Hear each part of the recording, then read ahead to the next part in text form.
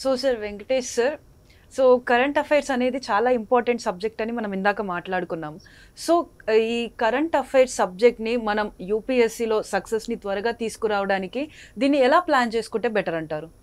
అసలు యూపీఎస్సీని మీరు క్రాక్ చేయాలంటే ఇంట్రిగల్ పార్ట్‌గా మనం కరెంట్ అఫైర్స్‌ని తీసుకోవచ్చు మేడం. ఎందుకంటే మీకు స్టాటిక్ సబ్జెక్ట్ ఉంటది. డైనమిక్ పోర్షన్‌గా మన కరెంట్ అఫైర్స్ అనేది చాలా కీ రోల్ పోషిస్తది మేడం. మీరు 2024, 2023, 2022, 2025 మీరు ప్రిలిమ్స్ క్వెషన్ పేపర్‌ని మీరు అనాలిసిస్ చేయగలిగితే 60% మీ current affairs based question paper ఉంది మేడం. ఇంకా మీకు 2022 చూస్తే 75% కూడా కరెంట్ అఫైర్స్ బేస్డే ఉంది మేడం. మీరు ఎనీ సబ్జెక్ట్ తీసుకోండి.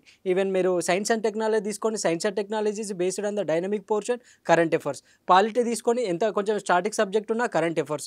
ఐఆర్ తీసుకొని టోటల్‌గా ఇంటర్నేషనల్ రిలేషన్స్ అనే కరెంట్ అఫైర్స్ బేస్డ్.